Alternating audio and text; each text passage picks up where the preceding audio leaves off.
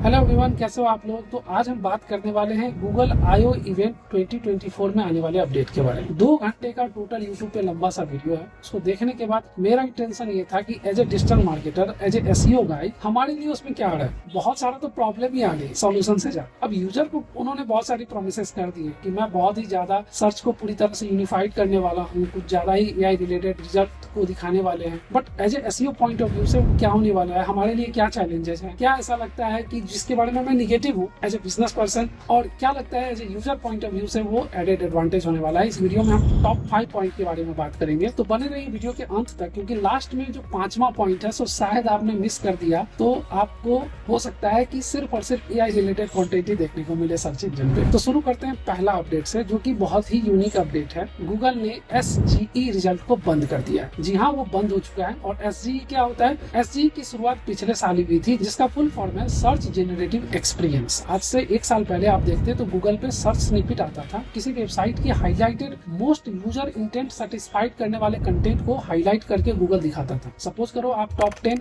Website search कर रहे हो इमेज बनाने के लिए, और किसी वेबसाइट ने बहुत अच्छे से पॉइंट वाइज बनाया है, बहुत ही डिटेल में दिया है, तो हो सकता है कि उसके जो सर्च स्निपेट में उसके जो टॉप 10 पॉइंट्स है वो वहीं पे कवर हो जाए। इसका फायदा ये होता था कि यूजर को कहीं और जाने की जरूरत नहीं होती थी, सर्च पेज से ही सारे कुछ मिल जाते थे। और उस वेबसाइट को क्या ट्रैफिक का फायदा होता था कि अगर यूजर को लगा कि मुझे डिटेल में पढ़ना है, तो वो उसी लिंक पे क्लिक करेगा जहाँ पे उसने टॉप पॉइंट को पढ़े। बट गूगल ने उसको रिप्लेस कर दिया SGE से। SGE क्या होगा? Search generative experience.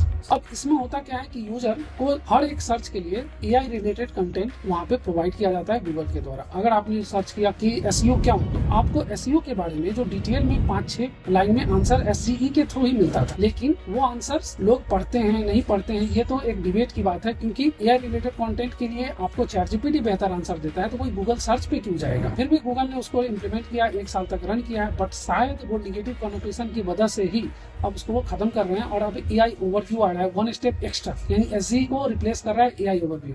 और मैं आपको बता दूं कि ये कोई ट्रायल फीचर नहीं है, ऑलरेडी रोल आउट हो चुका है कई कंट्री में, और इंडिया में भी 1-2 महीने में ये रोल आउट हो जाएगा। AI ओवरव्यू है क्या? मेरे समझ से मुझे लगता है कि AI ओवरव्यू तोड़ मरोड़ के जो पूरे वेबसाइट हैं उसके इंफॉर्मेशन को नए तरीके से गूगल के द्वारा परोसने की कोशिश की जा रही है, क्योंकि गूगल कोई अपना कंटेंट तो बनाता नहीं है। गूगल दूसरे के वेबसाइट के कंटेंट को ही अपने सर्च इंजन पे दिखाता है। गूगल ये कोशिश कर रहा है कि आपको जो भी आप सर्च करते हो उससे रिलेटेड कंटेंट आपको दिखाया जाए। और वो कहाँ से लाएगा? किसी और वेबसाइट से लाएगा। तो ऐसे में गूगल ने ये कहा है कि किसी अच्छे अथॉरिटी वेबसाइट से वो यूजर को गूगल AI ओवरव्यू में कुछ टॉप रिजल्ट्स देंगे, और अगर उस रिजल्ट के डिटेल के बारे में लोगों को पता करना है तो वहाँ लिंक भी होगा उसी वेबसाइट का, क्लिक करके वो वहाँ जा सकते हैं। अब इसका कोई डिटेल रोल आउट तो इंडिया में हुआ नहीं है, जब रोल आउट होगा तो इसके बारे में मैं आपको बता दूंगा।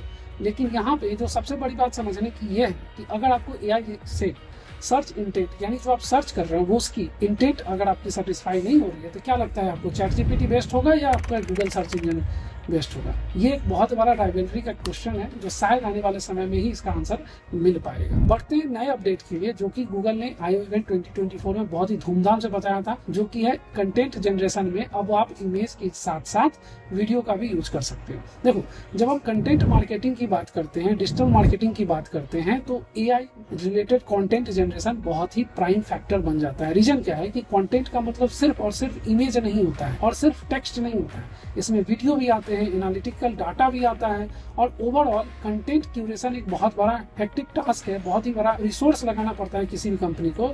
इसीलिए जब से ChatGPT और AI जैसे टूल्स आए हैं तो लोगों का उसकी तरफ रुझान ज्यादा गया है। क्योंकि आप एक बात समझ लो कि अगर आपको टेक्स्ट बनाना है तो एक राइटर रखना पड़ेगा, इमेज बनाने के लिए ग्राफिक्स डिजाइनर, वीडियो बनाने के लिए वीडियो एडिटर रखना पड़ेगा, और आपको बहुत सारे लोग भी रखने पड़ेंगे अगर आपको कंटेंट ज्यादा बनाना है। क्योंकि एक आदमी एक ही चीज का एक्सपर्ट हो सकता है। सपोज करो कि मैं डिजिटल मार्केटिंग में हूँ, तो digital marketing, SEO, social media marketing की कंटेंट को मैं लिख सकता हूँ, बिजनेस रिलेटेड केस स्टडी बना सकता हूँ।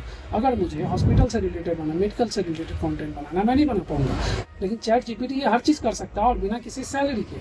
इसीलिए ChatGPT इतना फेमस है, और कंटेंट जनरेशन में इसका बहुत बड़ा रोल है। तो गूगल ने अपने I/O इवेंट में 2-3 चीजों के बारे में एड्रेस किया है। आप कंटेंट बना रहे थे जिसमें ChatGPT की तरह आप टेक्स्ट जनरेट कर रहे थे, जेमिनी की तरह, अब आप इमेज भी बना सकते हो और वीडियो भी बना सकते हो। देखने वाली बात होगी कि ये चैट जीपीटी के 16 से कितना आगे बढ़ के जाता है। डेमोन्स्ट्रेशन में तो ऐसा लग रहा है कि उन्होंने बहुत ही लीप फ्रॉग आगे बढ़ाने की कोशिश की है। देखते हैं रियलिटी में इसका आउटपुट कैसा आता है, क्योंकि जेमिनी के बारे में भी तो ऐसे ही शुरू में बताया गया था। जो तीसरा अपडेट है जो मुझे लगता है कि दो इंडस्ट्री को कैटर करने वाला है, वो है फूड एंड ट्रैवल। गूगल ने स्पेशली कहा है कि सर्च रिजल्ट में जो सबसे ज्यादा इम्पैक्ट पड़ने वाला है इन दो इंडस्ट्री के बारे में पड़ेगा। रीजन ये है कि ये इनको पूरी तरह से AI जनरेटेड सर्च एक्सपीरियंस ही देने वाले हैं। अगर कोई यूजर ये सर्च करता है कि मुझे मनाली जाओ, आपको क्या क्या चीजें की जरूरत होगी गूगल खुद ही डिसाइड करेगा, उस तरह के रिजल्ट आपको देगा। जैसे गूगल आपको बताएगा कि आपको किससे जाना चाहिए, कहाँ ठहरना चाहिए, क्या खाना चाहिए, कहाँ कहाँ जाके आपको घूमना चाहिए, क्या क्या जगह है जहाँ मनोरंजन के लिए आपको बहुत सारी चीजें मिलेंगी, और ये सारी चीजें आपको वो एक ही बार में बना के दे देगा। और अब ऐसा होने से क्या है कि जो